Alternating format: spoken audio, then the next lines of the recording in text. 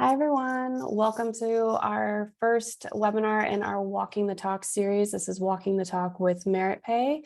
We'll get started in just a few moments here. But as you are settling in, if you could go ahead and just drop in the chat your name, your pronouns, and your industry. My name is Dane. I am the marketing associate here at Agility. My pronouns are she, her, and I will be kind of your webinar support just in the background. So if there's any technical issues that you run into, please feel free to go ahead and message me and I will help you with that.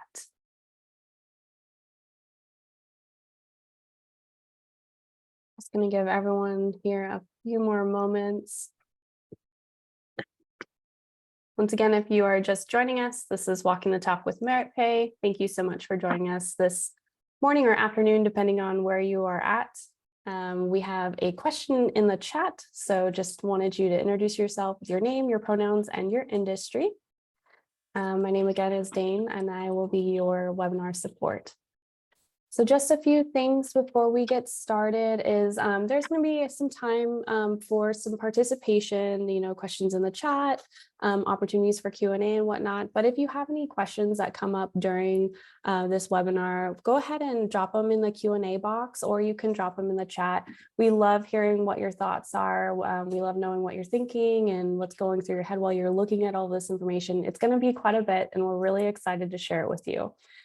So feel free to do that. And then just a reminder, we are recording this webinar. So if you have to hop for some reason, don't worry about it. We'll send you the recording, and we'll also send you any resources that are shared here today. I'm seeing some people introduce themselves in the chat. Welcome, everyone. It's great to see everyone here. I'm just going to give people just another moment, and then we'll get started.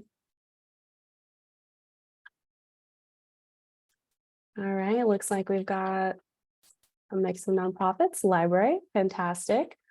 Don't be shy, y'all.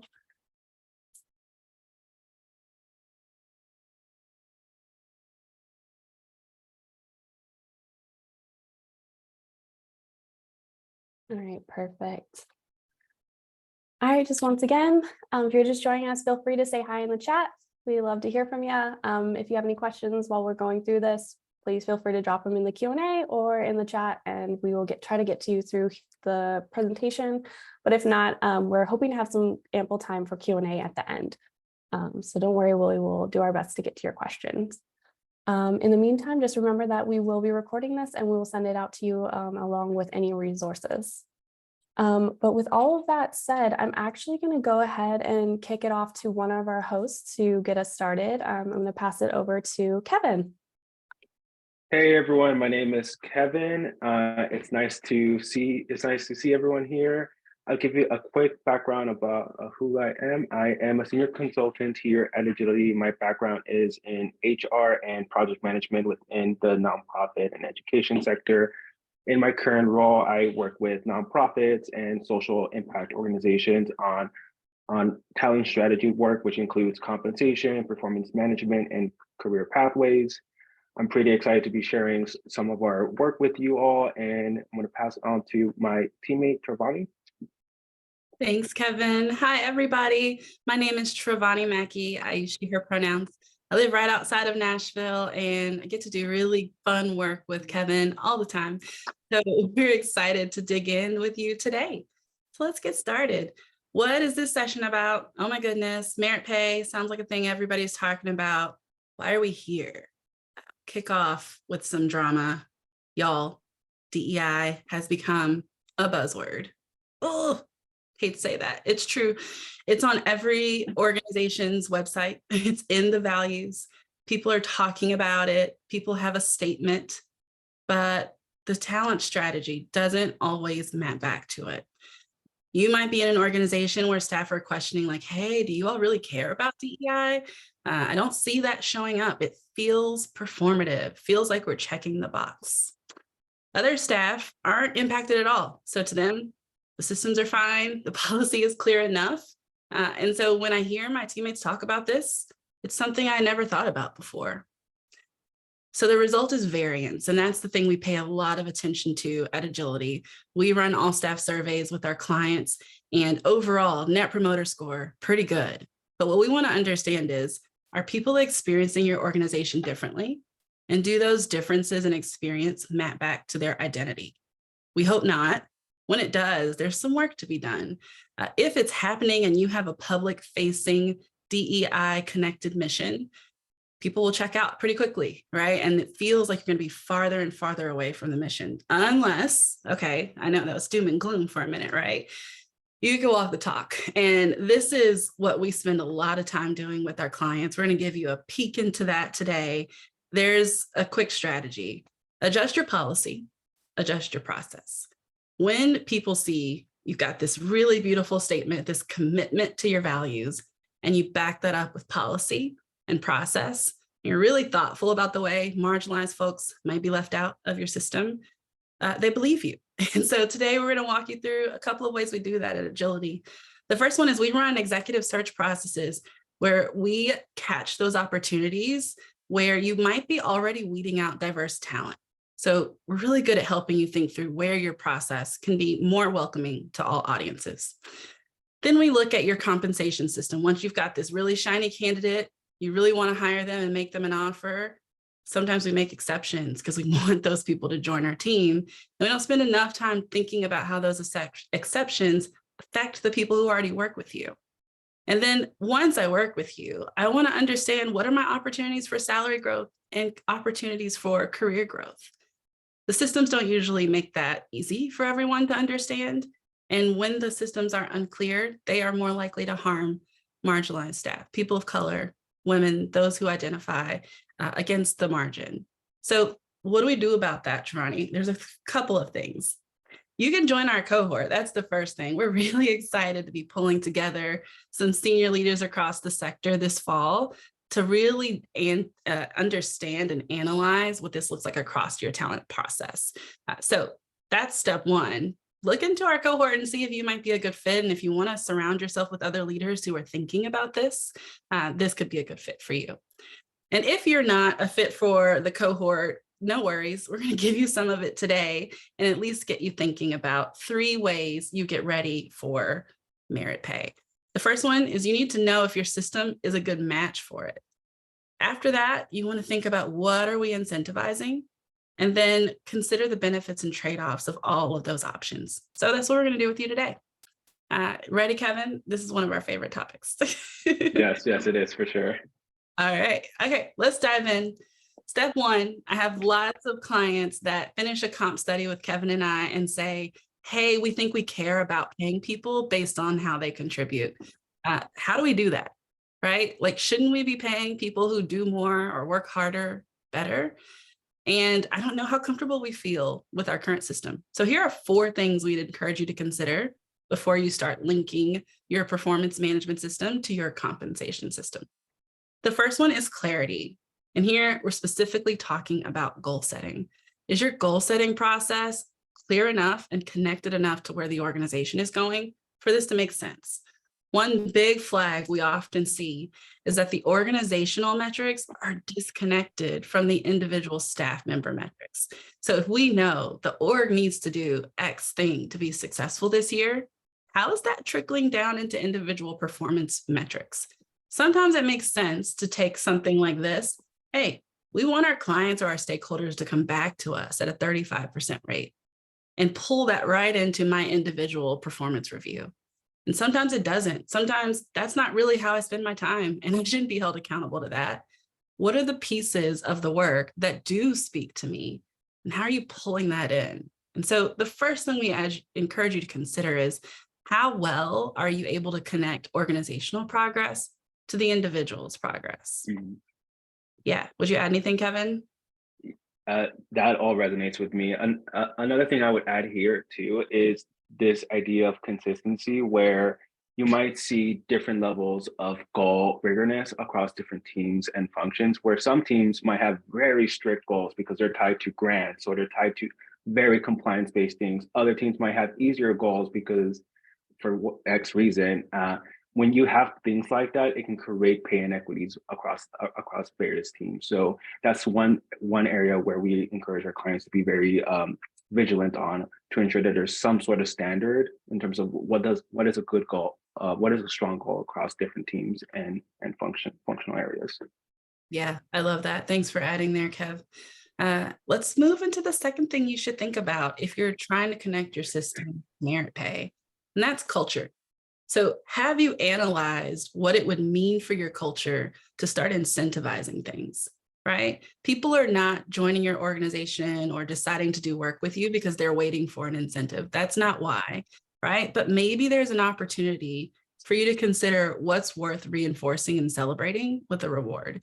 And so you want to pay attention to how people are experiencing your organization right now and what they think needs to be rewarded. We hear staff of our clients say things like this all the time. We need to do a better job holding individuals accountable. We see, especially in nonprofit space, everybody is trying really hard, doing their best. Sometimes people are carrying multiple hats, and there's often a culture of underperformance that goes unchecked. And so you might find a culture of people who say, I'm doing more than my share. And are we talking about everyone doing their share? That's one version of it. Another version might sound like sometimes people are carrying more weight and we don't know if we should reward that, right? Maybe we've got heavy grit culture where we see people just really pushing and grinding.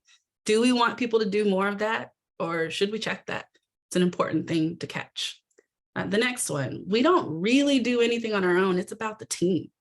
Those are organizations we hear that might have a really tough reaction to an incentivized individual performance metric. They want to understand how everyone contributes to the goal. And is it fair to decide one person has done their part and they're rewarded and the rest of the team is not? In some orgs, that makes sense.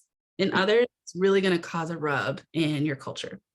And then lastly, team bonuses feel problematic, like everyone will get the same thing. We often hear that in cases where people don't feel like everyone is contributing equally.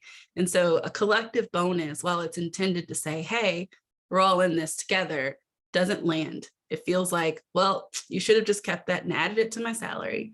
And so it's important to pause and get a sense of what are people feeling about our work culture and the way we approach our work, and what should we be incentivizing? What might the concerns be? Kevin, I'll pause there. Anything coming up for you? Yeah, there is. I think one thing to keep in mind here too is around like generational divides among within your organizations, where you have to be very critical about who is defining culture. Is it only leadership that's defining culture? And if that's so, have you considered what staff perceptions are around what they feel organizational culture should look like? So that just kind of looking at grid culture, for instance, you might have a leadership team who's really like, well, we need to go above and beyond for our communities. But you might have a workforce who identifies either Gen Z or millennials who might have a very different take where, well, we don't have to work 50, 60 hours a week. We can get this, we can be more effective, we can be more efficient with our time and work within a 40-hour work week. So that's things you have to really keep in mind, and should really identify your culture. Yeah. Oh, nice. I can't tell you how many times conversations about DEI don't speak to age. And so I love that you're adding this lens here, Kevin, about those cultures might be very different across your organization. People are experiencing it differently. So you want to take some time to think about what you're ready to reinforce. The next one is everybody's favorite topic. Just kidding. Cash. Are you able to generate enough revenue in whatever way your organization does that to afford doing rewards beyond a cost of labor increase? We recommend you're setting a minimum financial threshold and the organization is clear on what that number is. When we hit this number, our bonus or rewards policy is activated. Until we hit that number, we're not talking about bonuses or merit pay, and we don't want people to feel like we're hiding the criteria from them. So as public and transparent as you can be about that threshold, the better people feel that you are taking care of them and that they're likely to receive those rewards if needed. We often talk with clients who are really grappling with what this looks like in the finances. We often talk to clients who are potentially doing merit pay and not doing a cost of labor increase. Step one is keep up with the market. In the past, you might have seen a 1 to 3% increase for cost of labor was probably enough to keep up with the market from year to year. In the last 2 years, we've seen that average change pretty dramatically. We don't know for sure how long it will continue to be that high, but organizations across multiple sectors are budgeting for a 3, 4, or 5% cost of labor increase annually. And that has nothing to do with merit. And what we say to staff, getting a COLA is not a promotion, it's not a raise, it's not any indication of you. It's just the organization keeping up with what it costs to attract talent. So if you're ready to do merit pay, this means you're going to add on top of that, right? So you'll maybe be budgeting 7 or 8% of your salary budget for merit pay. And we always want that to be lower than the amount of revenue or cash you're comfortable bringing in. So we see a lot of organizations who get into this place and they talk about merit pay because it's who they want to incentivize, but they haven't considered whether or not your budget can do it. And it really hurts to see that thing come and go. So you want to be thoughtful about where your revenue is. Anything you'd add there, Kev? Yeah, I think this is very related to staffing structure. Where do you have the right staff to generate revenue? Like, so if you're a nonprofit, do you have enough development fundraising folks to really identify grants and find opportunities where you're able to have enough funding for merit pay and to pay your staff? Yeah. So that's like other things as well. It's a great call out. Love that. Okay, last thing. Hope some of you might be listening and saying, hey, we actually are in a good position on all of these. Let's talk about the last one. It's the hardest. Okay, get ready. It's okay. I'll work through it with you. Are you comfortable acknowledging the white dominant culture traits across our sector, across your organization? Because if you don't, you might be expanding wage gaps by creating opportunity gaps. So let's talk about what that means. Kevin spoke earlier to this idea that somebody in your organization is creating culture. Sometimes that's leadership deciding, here's what strong performance looks like. Similarly, someone in your organization is deciding what a high performer looks like. And regardless of how beautifully intentional we are about our biases, these things seep right into our performance expectations. So I'm just going to highlight a couple of the components of the white dominant culture traits that show up in performance management systems. And if you see them, you have to check that you want to incentivize some of these things. So here's one. Sense of urgency. Is that what you were thinking? Yes, probably. It's the number one. We see lots of orgs feel great about people who are responsive, people who get things done quickly, people who make sure there's a follow-up happening before you even realize you needed a follow-up. We incentivize that. We also incentivize the way Kevin spoke to earlier, like we're not slowing down, right? Like, do we have the staffing structure that allows us to go fast? And so when we see people really buy into this and commit to this, they're high performers. Here's a couple more. Getting a lot done matters more than getting the right things done. Some people are more qualified and more capable to make decisions and decide who is valuable. Some people's feedback is dismissed from the process. Some managers give really high marks to people who do things the way they do them. That's good sometimes. Sometimes it's not. Progress means bigger, more. The more you do, the more valuable you are.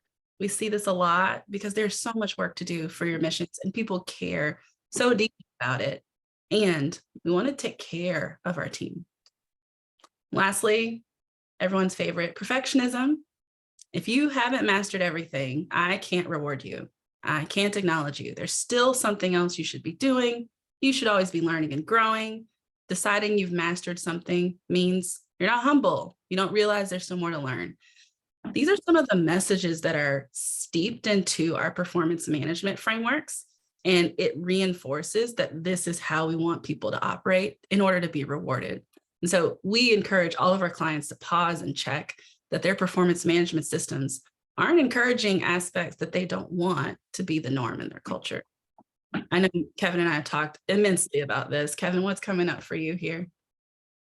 Yeah, I think it's very key here to call out that that typically in nonprofits, they've defined strong performance as someone who is like perfect, someone who is able to make more progress, and that can get in the way of the more relational aspects of the work, where you have someone who is a strong performer because they're meeting metrics or exceeding them, but they're actually detrimental to team culture and they're leading like BIPOC staff to leave the organization. So that is something that you want to really consider is like, who is your model employee in your organizations, and like, how is that person contributing to culture, and how is that person demonstrating things beyond beyond meeting metrics or exceeding them.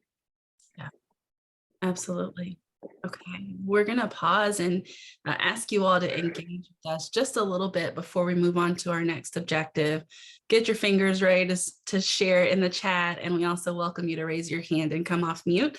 But we're curious, as you're thinking about your organization's readiness for merit pay, where do you feel like, yeah, we're in a good place with this? We've talked enough about this where we're ready to move forward.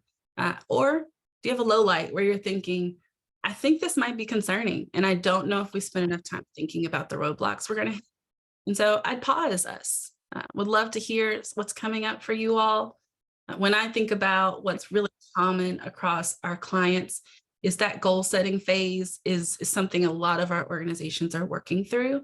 They're really trying to understand if the organization is high performing, staff are too. If staff are high performing, the organization should be too. And is that link clear? How do we use our strategic planning process to make sure everyone feels good about that?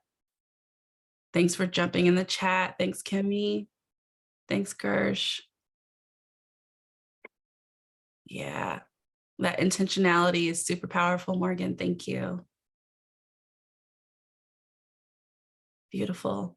Looking forward to seeing a few more of those come in, and we will keep it moving. And also, if you have questions at this time, feel free to drop those in the Q&A. In the chat, we'll monitor that. But I think I said all that to say this is hard, right? This is hard. It's not simple. When we finish a compensation study, a lot of our clients end up saying to staff, hey, we care about rewarding you for your contributions. We don't know what that looks like yet. We're going to take the next year to analyze these 4 things and build a system that's not going to create more harm. And usually we hear staff say, thank you, right? Get it right. Don't just start evaluating how I'm doing and not clarify the bar. Don't start paying people for their contributions and not talk to us about how it's going to impact culture. So your organization wants you to take some time to get it right. Don't take all day, set a timeline for it. But we never have had a client leave the end of our comp study where staff are expecting them to go faster and make some mistakes. So love that. Thanks, Pam, for weighing in. Want to shift us to our second and third objectives now, which is what are we incentivizing, right? And we're going to give you a little bit of a preview to our performance management system at Agility. And as we're talking about a few of the options for how you might incentivize those behaviors, we're going to dig into the benefits and trade-offs. So I'm going to toss to Kevin to talk through the first overview of how this looks for our clients. Yes, thanks, Ronnie. So as we look at these slides, we want to be very clear about that performance management design is highly relevant as you consider what behaviors you want to incentivize and reward. Do you want to reward people based on whether they're meeting or exceeding goals, taking on additional work projects, demonstrating competency, or embodying the organization's core values? So at Agility, we believe that organizations should apply a holistic lens to performance, where you value all 4 of these things equally to each other. However, a lot of traditional performance management systems typically only recognize the first 2, which is goals and tasks. We find that this is not a good practice at times because you want to also incentivize people deepening their level of competency and also really embodying the organization's core values. In the next few slides, we're going to walk through some potential options. We're going to talk about the more traditional approach where you incentivize goal achievement, but we're also going to walk through what it looks like to incentivize tasks, competency, and core values as well. So as we walk through the pros and cons of each of the models, feel free to jot down your questions in the chat box. One thing we want to keep in mind here as well is that this is not the definitive list. This is just potential options. There's a lot more options out there that we can definitely walk through with you as you work with us in different ways. But yeah, we just identified five of the models that we typically recommend to our clients. So let's start with the first one. This is a traditional approach. So in this model, let's just say that you want to incentivize goal achievement. So we would recommend a commission or bonus program in this structure. So in the example here, you can see that a staff member is eligible for a 50% bonus, contingent on whether they're meeting their goals, and also contingent on whether the organization is hitting its revenue targets, which is a really big thing. So we've had clients before where, like, what this looks like in practice is we've had clients who set their base salaries at market, meaning that their base salaries are already market competitive. However, they want to ensure that their staff have access to above market salaries in the condition that they exceed their goals. So we've had clients where they implemented a bonus program where they incentivize people exceeding their goals, and they're rewarded with either a bonus or a commission. So what are the pros to something like this? This structure allows you to cultivate a goal-oriented culture where you reward staff who are exceeding their metrics. This will likely lead you to retain these top performers who will be incentivized to stay due to their competitive total compensation package. So I also want to walk through some of the trade-offs of having a model like this. You're going to have to manage against pay inequities, which may be resulting from poor goal setting practices. You're going to also have to manage against creating a culture that's competitive. So you might have individual or teams competing against each other, which may create a negative team culture as well. One thing to keep in mind here too is that a focus on short-term goal achievement may divert you from your long-term strategies within your certain communities. So that's another thing to keep in mind here too. I'm going to pause here, Trivani, to see if you have additional thoughts here. Yeah, we're getting some really great questions in the chat. There's one I'll go ahead and tackle now because it's really relevant to this slide. Savannah is saying, we currently have merit pay, but we struggle with the goals. We have some roles that are eligible for commissions and bonuses, which are tied to very specific revenue metrics, and some other roles are looser, goal-wise. I think that is spot on, Savannah. We see that all the time. We talk to our clients about opportunities to make non-revenue facing goals more metrics oriented. So if you're talking about your program staff, your ops staff, your internal facing staff, what are their metrics? What are the things you want to see that say, hey, you are successful? And the threshold helps connect everyone to the money, right? If the organization is not making enough money, nobody's getting bonuses, nobody's getting commission. But the perk is that when we hit the threshold, we know our revenue facing staff are going to get their commission, but also staff who are not revenue facing have opportunities to demonstrate success and be rewarded as well. It's about making sure they have a metric. Otherwise, we run into places where a manager might say to a staff member, well, I actually don't think you've exceeded the bar because the bar is not clear. Very rarely can we find a staff member who can't come up with a metric. It's more so that we haven't spent the time finding relevant for their work. And so that's where I focused for that. Another version of that, we've had a client who decided to lower the base pay for commission eligible staff. And when they hit their target, that's when they're receiving their full bonus. It might be slightly higher than what it would look like for the rest of the staff to be paid at that level, but that's the risk that people in those roles are taking. So a lower base pay, higher commission opportunity, low risk, high reward, makes it feel more equitable if the rest of your staff is not eligible for bonuses. And so that's just an example of how some of our clients are looking at incentivizing goals through commission and bonus. Savannah, feel free to chime in if we took that a different direction or if you have a follow-up question. I think we can keep going, tackle a couple of others, and I'll pull some other questions as we go. Okay, we can move on to the task-focused one. So let's say that you want to incentivize and reward staff who take on additional work that extends beyond their scope of work, i.e. their job description. We would recommend you implement a stipend program in this instance. So we've had clients before, specifically, I'm thinking of a charter school client where they wanted to recognize teachers for taking on duties outside the classroom. So what they did was build a stipend program to accomplish that.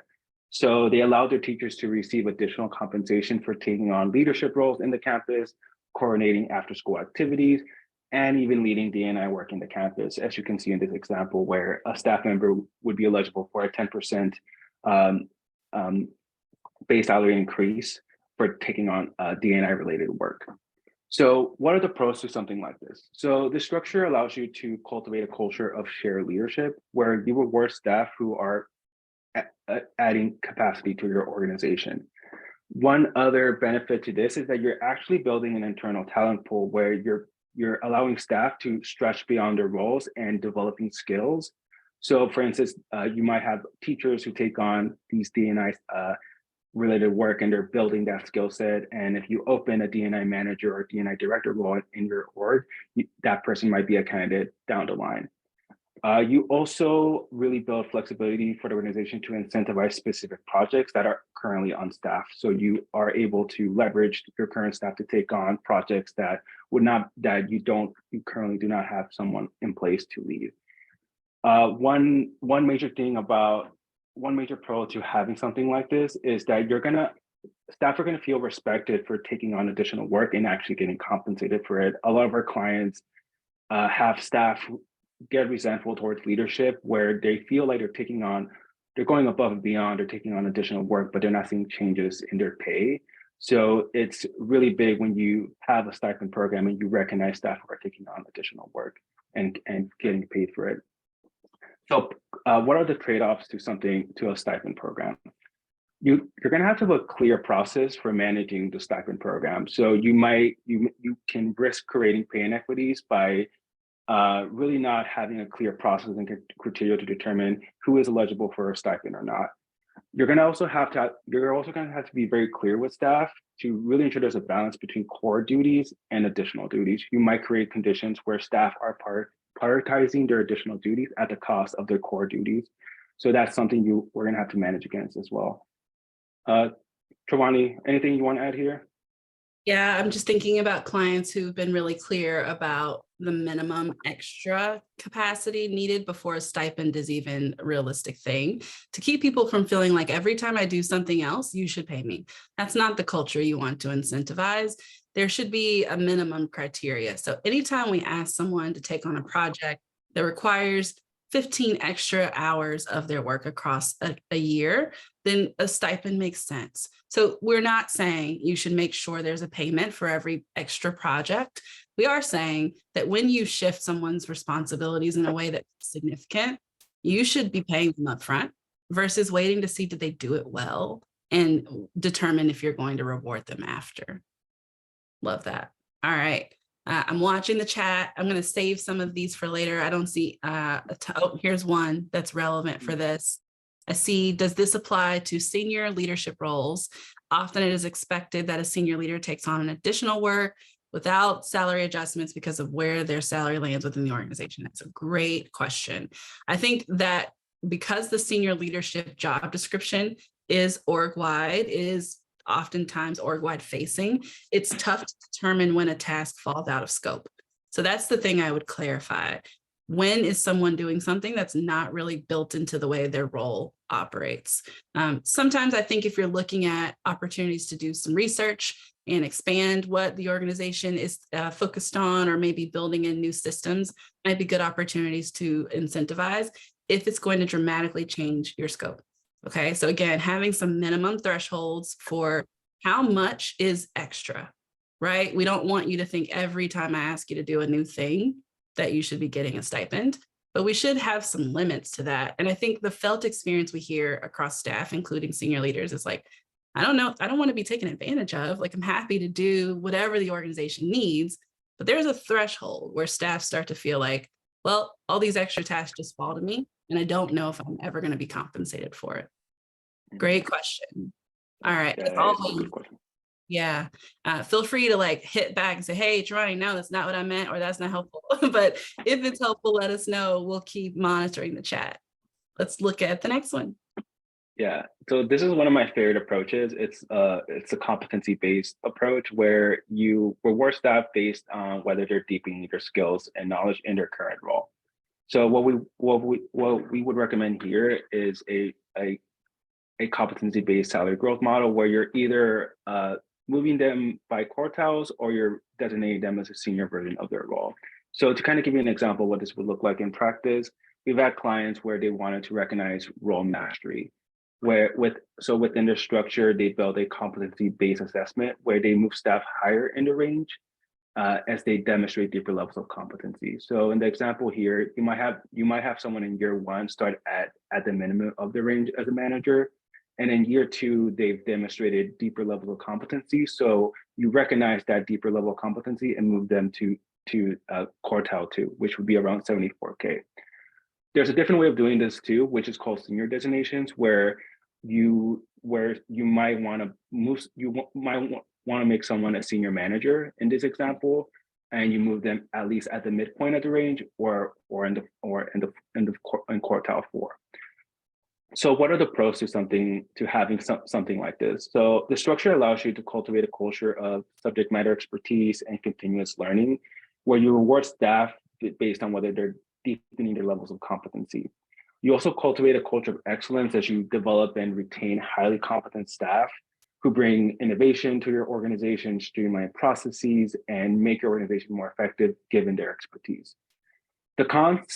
So the trade-off that you have to consider as you implement something like this is that you're going to have a strong performance management system that is focused on assessing competency, ensuring people get feedback on competency, and then ensuring that managers are set up to coach their direct reports on competencies as well. Another layer to this is that you might have to have like some form of learning and development or PD funding where staff are able to access resources to deepen their level of competency. And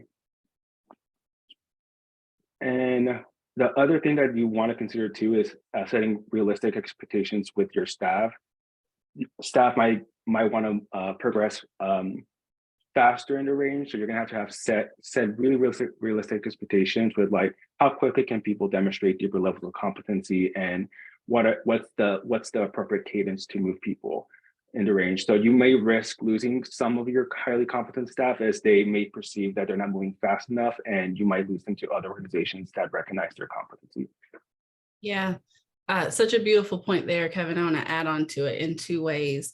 One, when I think about the typical timeline from one quartile to the next, people want to know what that is, right? In this job, am I likely to move to quartile 2 or 3 within a year? Or do you think it will take 2 or 3 years? What is typical? What should I expect? How do I know I'm on track? If they don't have that, they just assume they should be getting it soon. And so it's easier to set some expectations and manage people towards it than to not set any expectations at all, right? And so how long does it take me to become competent in this job? It's a really good question people want an answer to. And the second thing that comes up for me is how this shows up in the hiring process. And this is why a lot of our clients are thinking about this. Let's say I've got this really fabulous new hire in front of me. We've assessed their experience. They have deep knowledge and skill about the thing we want to hire them to do. And when they come in, we want to pay them towards the top of the band. And so that's all well and good. But imagine they're joining you right alongside someone who's been in your organization for 2 or 3 years. They've also been deepening their competency. They have maybe not received an adjustment for their deepened skills. And if it's connected to outcomes, like we talked about earlier, you might not catch that, but maybe they are contributing more deeply and the outcomes have increased over time because they're contributing deeply. And that's all rooted in their competencies. So if you don't ever have that moment where you look at your internal staff as if they were a new hire and say, hey, would we place you higher on the range right now if you were new? Then they're going to feel that. They're going to feel like, well, I should just leave and go do something else and come interview for you again, because then maybe I would get access to higher levels of salary within the range. So a lot of our clients like the idea of reassessing competency and thinking about how you might be moving up the band. Mm-hmm. Awesome. No questions on that one so far, so we can keep going to our last one. The last one is core values. So let's just say you want to reward people based on whether they're demonstrating your organizational values. So what we would recommend here is a spot bonus to recognize culture stewards in the organization. So to kind of give you an example, we've had clients where they wanted to recognize people who embody their values. So they built an employee of the month recognition program where staff and also community partners can nominate people in the organization who embody the organization's values, and the winner receives a spot bonus. So the spot bonus in this example is around 2,500 as an immediate bonus. So what are the pros to something like this? So the structure allows you to cultivate a values first culture where you incentivize staff to internalize and embody the values. This can help build positive organizational culture and team morale. You also will have more opportunities to recognize and reward people based on very intangible contributions that often don't get discussed in performance reviews. The cons here is that this is going to be a very high, it's going to be highly subjective. You will need to have like clear criteria to ensure there's some form of objectivity when you're assessing people on whether they're embodying the organization's values.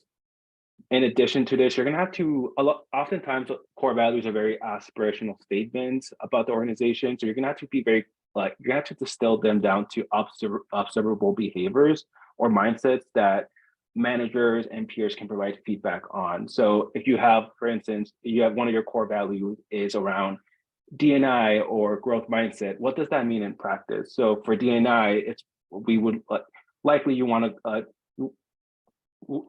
create an observable behavior around advocacy or around speaking truth, or for growth mindset, you want to distill it down to observable behaviors like giving or receiving feedback. So just to kind of give you some examples of what that would look like in practice. Anything here you want to add, Ronnie? Yeah, I think this is a great time to circle back to Kimmy's question. The question says it would be helpful to hear about the positive exemplars of courage, what it looks like when there is a strong pro-BIPOC DEI culture in place. And this is it. This is where our clients who excel at this do a really great job of clarifying those orientations. We don't really assess client or staff on the values, right? You don't want to say, hey, Kevin, I think your DEI value sucks, right? Like you're not actually great at that. No, nobody wants feedback like that. Or feedback like, hey, Kevin, I think you really believe in DEI. Like I can just tell. That's also not helpful. So our clients who do this well pull out the things that people who care about DEI do, and they make those explicit. And then they give shout outs around those specific things all the time. And it might sound like, hey, Kevin, based on that meeting we just had, your sense of inclusion orientation is so strong. I saw you pause to pull in voices who weren't included in the conversation. I saw you slow us down when we weren't thinking about voice equity. And that really pushed our conversation forward. So when you get to a staff culture of highlighting the things that make you a pro-BIPOC DEI centered org, people like to be acknowledged for it. And so this is where a spot bonus makes a ton of sense. Beautiful. All right. Any other thoughts? Keep those coming in the chat. I'm going to drive us to our last slide here. Okay. Now that we've walked through all the four first options, some of you might be wondering, well, I value all four of these things, and is there an all the above approach? There is. So we would call this model a overall performance or holistic performance growth model, where we would recommend a salary growth model where staff can anticipate a 3 to 5% salary increase that either includes cost of labor or does not include cost of labor. So for instance, many of our clients opt for something like this. So what this would look like in practice is that during your performance management reviews, staff would be rated across the 4 categories of goals, tasks, competency, and core values. And that will lead to an overall rating. The overall rating leads to a salary increase. So if staff are performing / meets expectations, they would receive a 3% base salary increase. So what are the pros to something like this? The structure allows you to measure overall performance more holistically, where you reward top performers who are deepening competency and or embodying the values of the organization. It also allows you to avoid situations where you're likely rewarding underperforming staff. So for instance, you might have someone who's really good at meeting their metrics, but they're detrimental to team culture. Or you might have situations where someone is very mission aligned, they demonstrate the values of the organization, but they're struggling with meeting goals or they don't have the skills for the role. So it avoids situations to basically reward people who are really good at one thing, but are really bad at the others. And the cons, what are the cons? You're gonna experience staff reaching their salary caps at a faster rate. So the model makes budget planning a lot more unpredictable and complex as the rate of salary increases are dependent on individual performance. You also risk losing top performers who will likely reach their cap at a quicker rate, and so you're gonna have to really consider retention strategies like career pathways, recognition programs, or a commissions program. Yeah, well said. We've got a question coming in. I think we can tackle that in just a second as we move into Q&A. I see one more coming in. Yeah, okay. That's a good one. We're going to save that for Q&A too, and just wrap up our thoughts here around an overall performance increase. I think it's really helpful for organizations who are trying to send the message that all of these things matter, right? Like it's not one of them. It's not just about hitting your revenue target. You should still be a contributor to our culture. And we want to look at how all of those things play together. One other thing we coach our clients around is what are the weights for each of these things? Do they matter equally? Not. Let's be really explicit with staff about what matters more as we're building into those overall ratings. So lots of opportunities here to make sure people are feeling valued. One other note around staff hitting the top of their salary range, that sometimes feels icky, but there's another way to frame that that can really resonate with your staff, which is, hey, you are paid the most I could possibly pay you, right? There's not $1 that's available to me in our structure that I'm not giving you. And you will stay at the top of the range as long as you're here and contributing because you are a deeply valuable member of our team versus saying, you can't grow your salary any more than this unless you get a promotion. That doesn't feel good. Even if that's true, what you're also saying is you've earned the max that you can earn in this job. And we're really proud of you and really appreciate your contributions. So those are all the strategies that we're going to cover today, benefits and trade-offs. Thanks, Kevin, for walking us through. Hopefully it's helpful to hear a little bit about how some of our clients are thinking about this. Would love to see in the chat, which of these you value, right? Are you looking at what your organization would like to incentivize? Do all of these make sense? Is one of them standing out? Would love to have you all drop that in the chat. I saw a note about adding shout outs for competencies and orientations. I think people really appreciate that specific feedback, Pam. So thanks for sharing that. All right. I want to make sure we have plenty of time for Q&A. So we're wrapping up our content here. We're going to do some listening and reacting. Thanks, Kimmy. Good to hear. Here we're looking at what we covered today. Get away from that buzzword that DEI sometimes can be, and move that talk to walk. Check to see if your system is ready for a merit pay and if it makes sense for your organization. I saw someone put in the chat, hey, we don't do this here. Is that okay?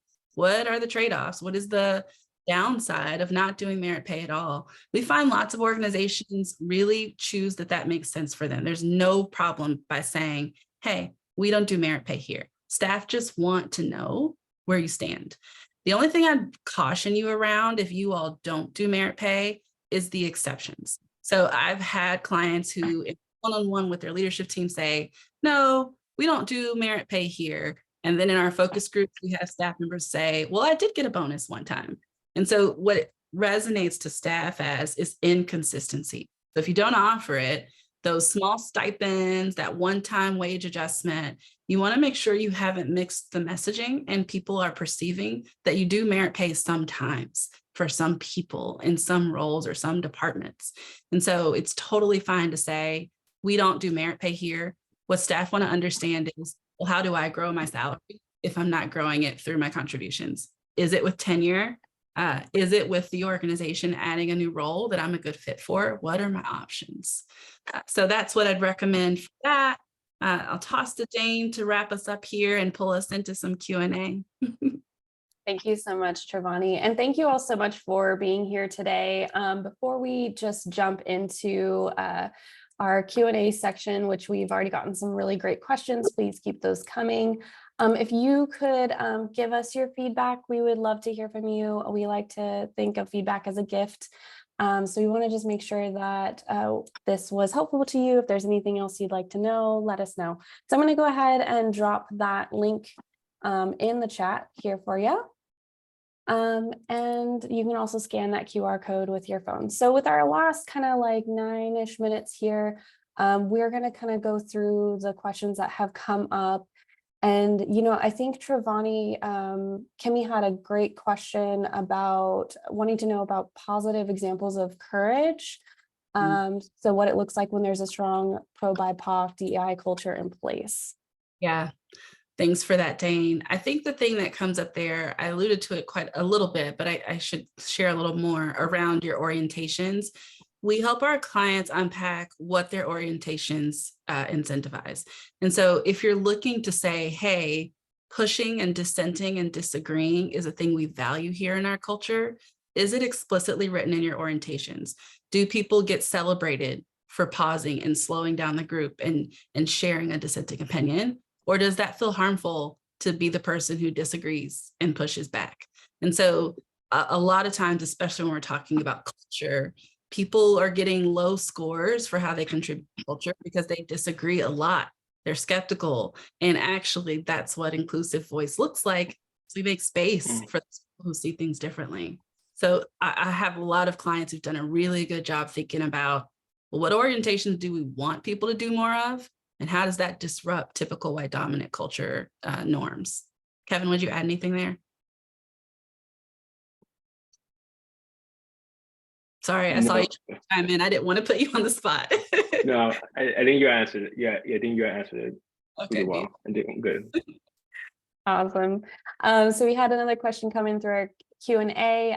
Is it more equitable to use fixed dollar amount increases versus percentages, and which would widen pay gaps? Sorry. Yeah, that's a great question. This comes up a lot when we're talking about COLA. We've had some clients who consider doing a fixed rate increase COLA. And unfortunately, that's not quite how the ranges work in most organizations. A percentage makes sense because it's going to grow people at similar rates across the range. We often build salary structures that have wider ranges at the senior leadership level. Staff see that and go, oh, wait a minute, what is that about? And the rationale behind that is people are likely to stay in more senior levels longer. They need a wider range for career growth because they're not getting a promotion. Y'all are not going to create more senior level roles. They're more likely to move into a new role from a junior level role. And so a smaller band is okay. And that percentage increase shows up just fine. People are going to hit it at about the same rate. I think sometimes a stipend sends the message that the work is equally rigorous, and sometimes that's not the case. Sometimes the role is more complex, and the percentage speaks to that you are increasing your impact in the organization is outside, and the percentage reflects based on your current salary. Great question. Fantastic. We've got another last question. If y'all have any other questions, please feel free to either raise your hand so I can bring you off mute, or drop them in the chat or the Q&A. We do have a few more minutes here, so we're happy to answer your questions. But this next one is pretty interesting, Travani and Kevin. So the question is, do you recommend first adjusting salaries to close equity pay gaps? And is it ever okay to decrease someone's salary because of an outsized salary? Ooh, Kevin, good question. Yeah. So when I work with my clients, my recommended approach is to first adjust salaries, especially anyone who's not even at who's below minimum of their range or even their target salaries based on their the organization's compensation philosophy. that's my priority as a consultant. And then we could address the other situations after. And again, this is more, it's a multi-year process. You're not gonna resolve all your pay gaps within 6 months. It takes a year. It takes at least a year. When to the question around, is it ever okay to decrease someone's salary? Here at Agility, we advocate against that. We recommend that you either adopt a pay freeze approach where you freeze that person's salary at their current rate, and then you increase it via a cost of labor adjustment year to year. Travani, would you agree, or do you have different approaches in mind? Yeah, I think that resonates.